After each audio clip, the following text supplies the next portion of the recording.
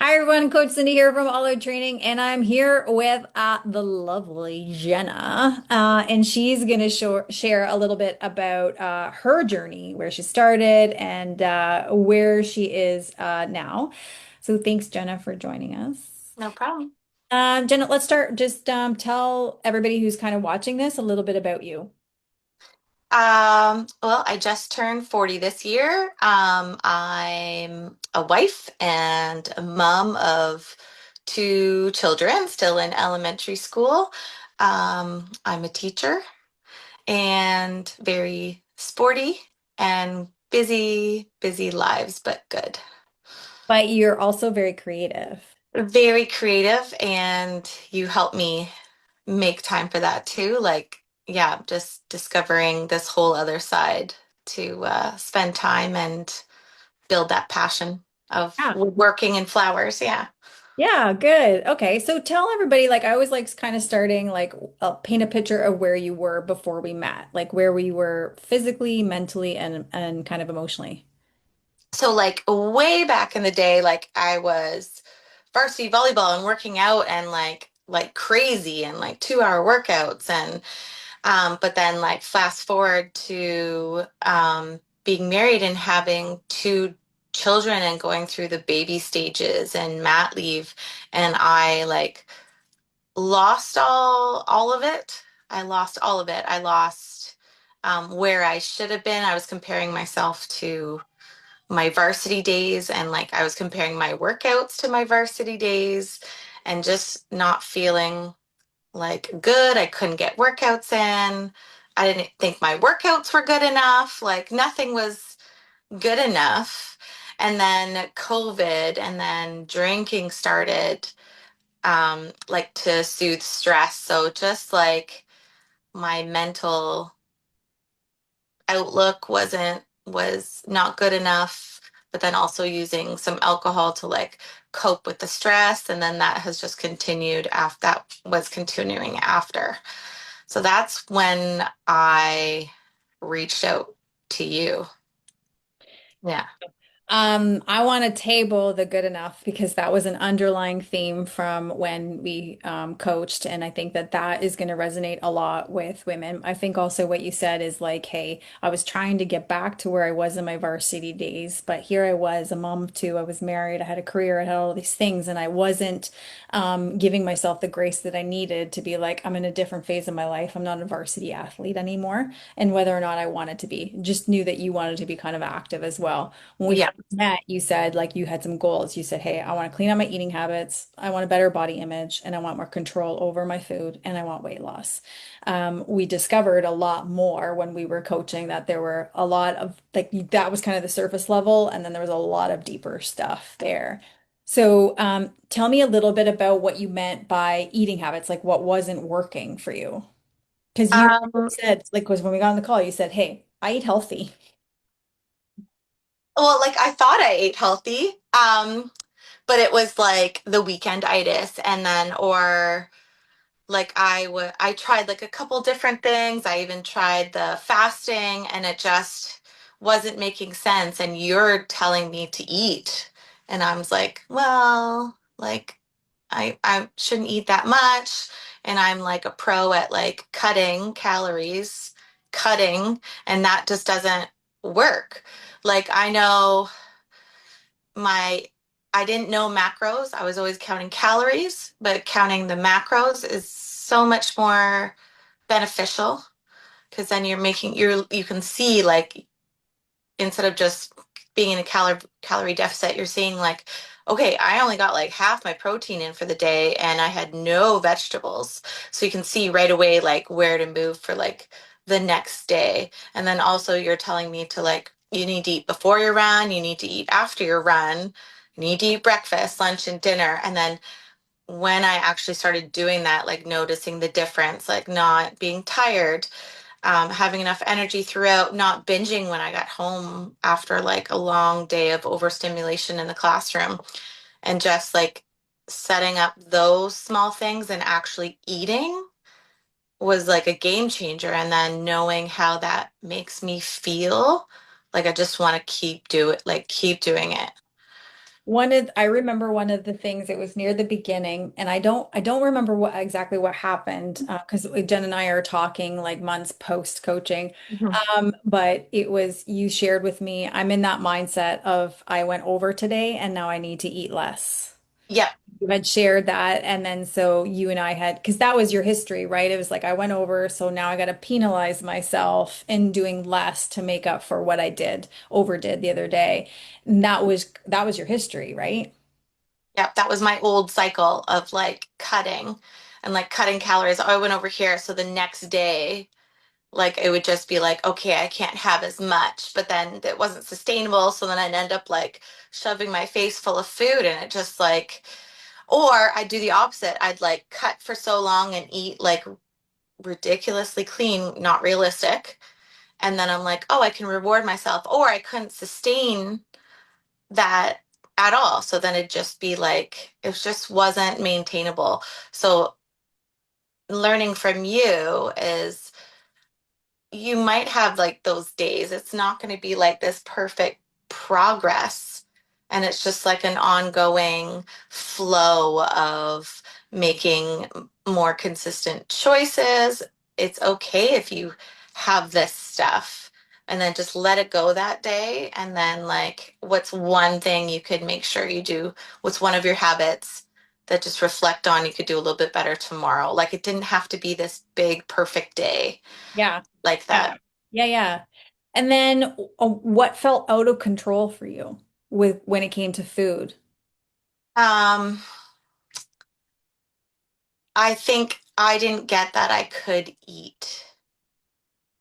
So like eating breakfast and lunch and dinner and a snack and then eating before and after my run, like those protein, it just felt like too much. So I was nervous that it wasn't going to work. So I really had to like lean into you and trust you, and it's working amazingly. Yeah. So Jenna had just started running just previous to our, like, there was a group of ladies in her neighborhood, and they were like, hey, let's like hold each other accountable and start running. So you had just started running. And so one of the things that we started doing then is fueling your runs like you had said. And then all of a sudden the goal was I want to do a 5K. And then the goal was like that felt really great. And now I'm working towards 10K.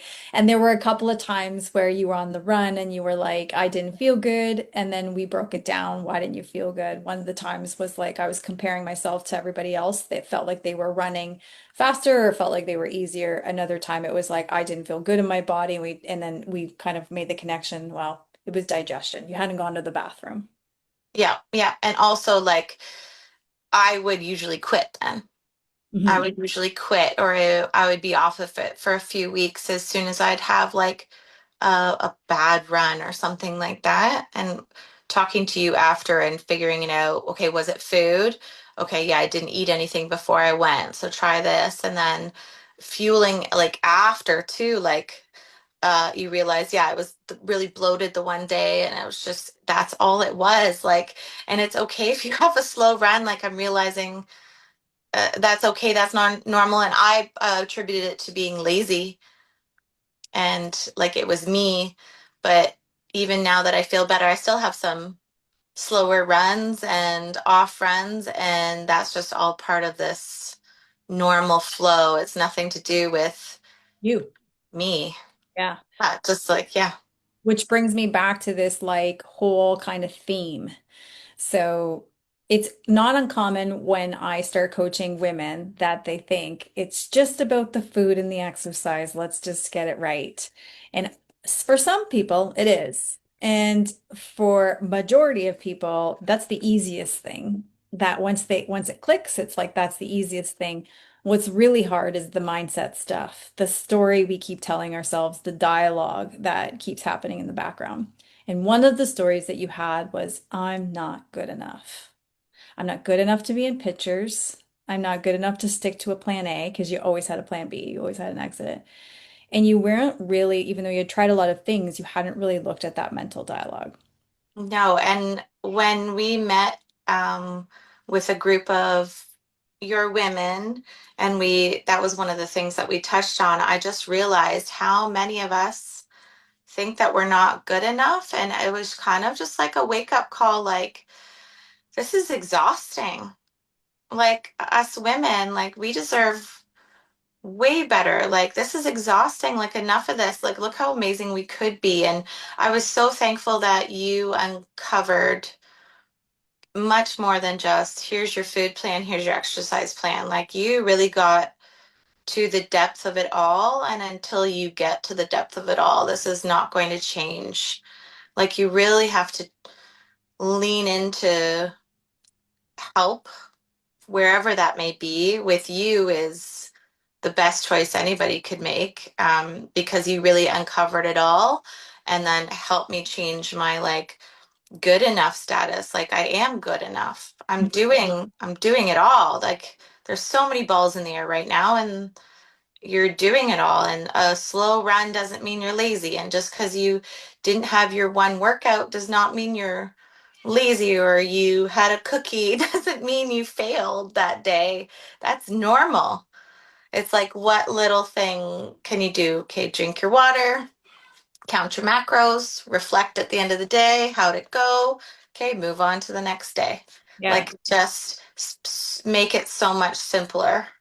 And a lot of that came from like you had an ingrained story because of the way you grew up. Like there was a lot of influences around you that made you feel insecure, let's say in your body, or fueled that not good enough story. And once we kind of connected the dots and we went into the mindset stuff, you were able to share some of those stories to be like, well, now I understand. Now that I understand and I see that.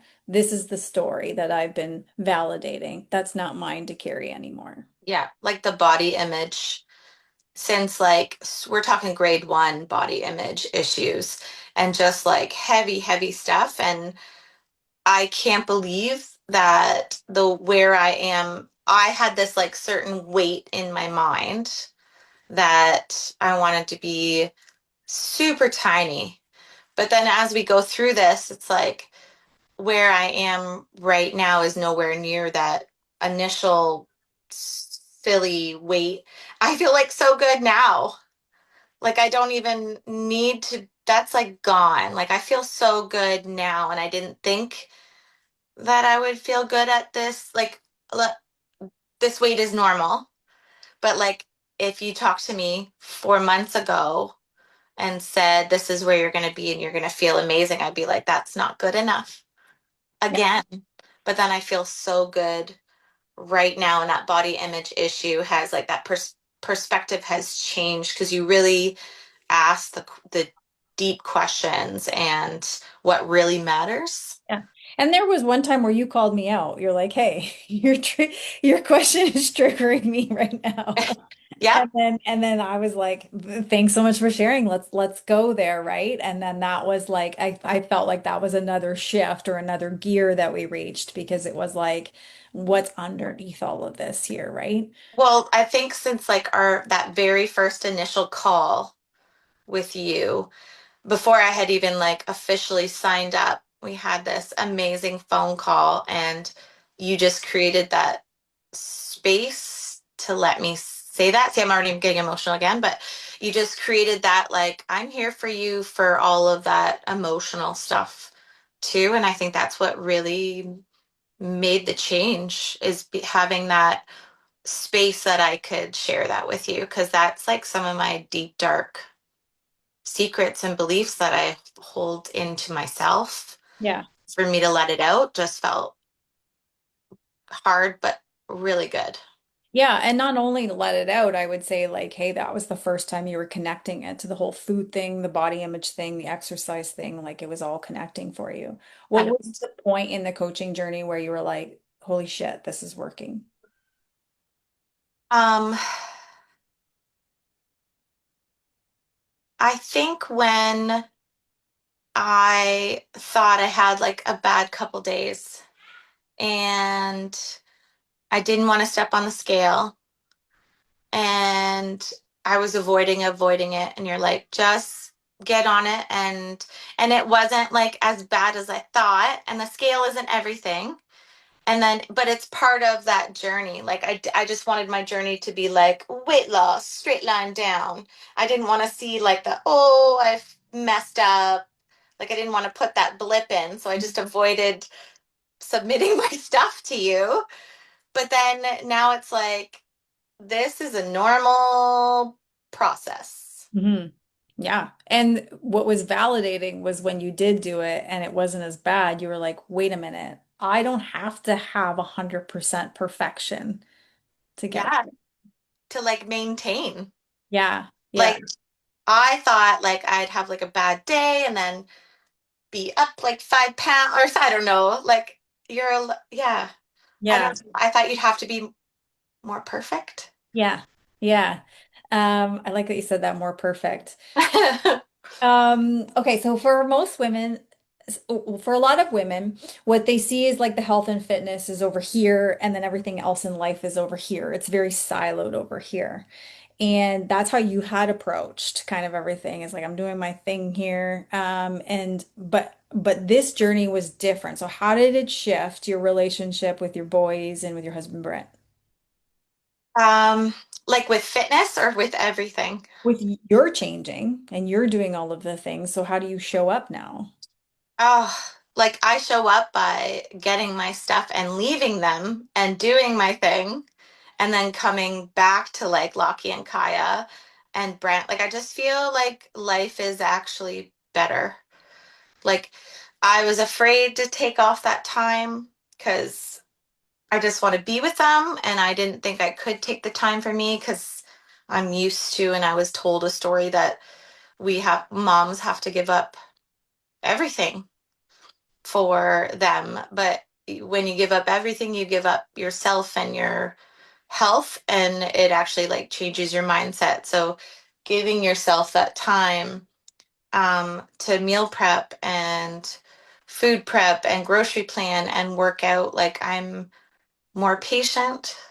Um, I have more energy for them, which you need a lot of. And like I feel like Brent and I are even closer if that's possible. Like we're really solid as is, but me opening up, just asking if it's okay if I go with you to coach and get you on as a coach was a huge breakthrough as well. And then him just saying yes right away was, I think, like just bonded us even closer and we're together more often too. I don't know. And then teaching, I just feel like I have more energy, which is crazy to say out loud because teaching is so overwhelming and but I just feel like I have more energy for my kiddos in the classroom. And I just yeah, so making that time for yourself is like a non-negotiable. That's what you talked about too. Yeah. Having non-negotiable, it changes your life. What are you most proud of? Ah, my change in my mindset, I think. Like being open to air out all the beliefs that I had to you and then taking on a completely new mindset, which I like. I've struggled with this for like grade one, I was 6 or 7. So it's like 34 years of this crazy bad body image outlook Mhm. and just being brave enough to air it all out to you. And thank you for taking that on. And then yeah, changing that. I think that would be, I'm like not like, of course, the 5K and the running and all that is awesome, but being able to change that outlook has Yeah. changed everything. I think it's also important to share that when we were approaching the end of our coaching, some of those old feelings creeped in, like you're like, I got it, I'm solid. And then we were approaching the end, and there was a bit of that self-sabotage Oh, that I panicked. yeah, you started to panic a bit, and then we had to regroup. We had to stay a little bit longer in the coaching to kind of give you that space to finally get to a place. And I don't want to say finally in the sense of like it took a long time. It was just like like you were like, I got it, I'm solid. And then it went into panic. Yes. And you just like, let's just share that honesty there because that does. Yeah. Because I was like, okay, I'm feeling good. It was like we were doing, I feel like it was going really well. Like the last, like I was like getting solid, feeling good about myself, feeling good about like journaling and reflecting and like doing this on my own and not posting to you as much because I was like, I can do this. And then it just like came to the day. I don't know if it was like a week before or a couple days before like the end date with you. And I was like, I'm gonna fail. I can't do this on my own. I like panicked.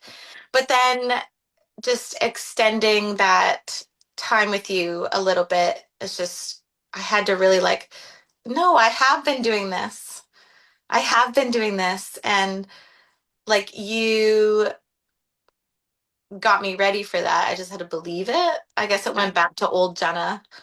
And I like pointing that out in the sense of like it's just real like real and honest. You're not the first one that's kind of happened to as well where and and it's just like hey you've spent like how you said hey it started in grade 1. You spent so much longer in that old vi voice than in this new voice. So you are going to have of those moments where there's going to be that self-sabotage is going to come up. And so just giving you the space to like, okay, well, I'm going to hold you until that kind of subsides and you get grounded again was just what you needed to then be like, wait a minute. This isn't about me not being good enough anymore. I can believe in myself. And it was really neat to see kind of that shift because I was ready to jump on the call with you and be like, okay, let's just extend it out. Extend it out as long as you kind of need it until whatever. But you were like, no, that was enough space. I got it. I really appreciate that because if we did just end it, I might have been in like a little bit of a spiral or something, but you just like being so gracious to extend that just a little bit longer, just let me like feel all my feels, but then like get back onto I am enough, I'm good enough, I know what I'm doing. Yeah. Well, Like just didn't feel good to me to have you anyway. I was like, no, that's not good. So if you had like a woman who was listening to this, what would you say is like you wish that they understood? If they understood this, that would be the difference maker for them. What would that be for them? I wish they understood that they're more than good enough. Ugh, I don't want to cry right now. You're like more than good enough. You are doing it all, and you're doing it all phenomenally because women are amazing and we hold it all together. And I just wish it's just small steps, honestly, and you can't do it without help. Mhm.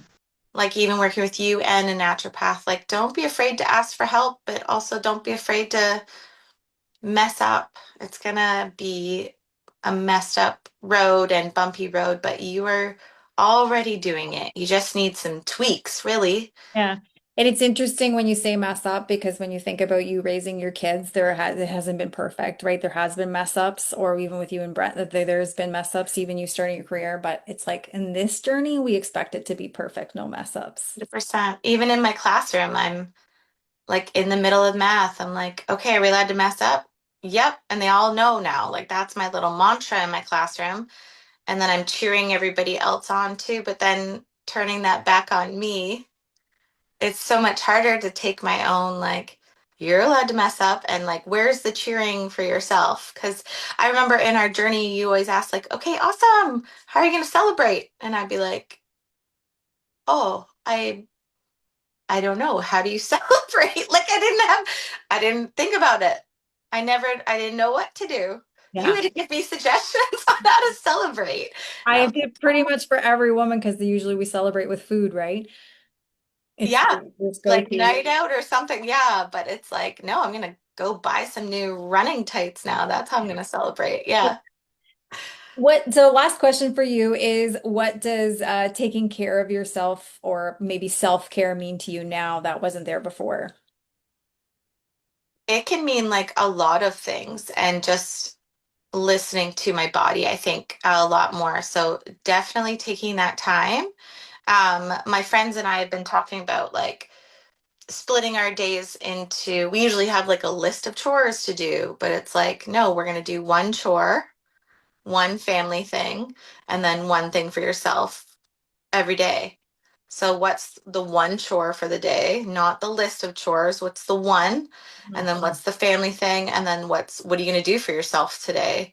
So just keeping like that and self-care, it can be just you're having a rest day and that is okay. Like a rest day for me was hard, or like you're going to snuggle up and read a book. It doesn't always have to be like working out, but Yeah. you need that time to yourself. And now mine's like in my shed with my wood or with the flowers and or running or working out or playing volleyball or So many options now. yeah, I love it. I love Yeah. it. Like Brent and I never asked for it from him that time, but he's like all in. Yeah, for sure, go for it. And I always thought it was going to be like, oh, we can't do that right now, or so. I don't know why I assumed I wouldn't be able to, but yeah, don't assume, just ask. Yeah. Right, because you know what they say about assumption.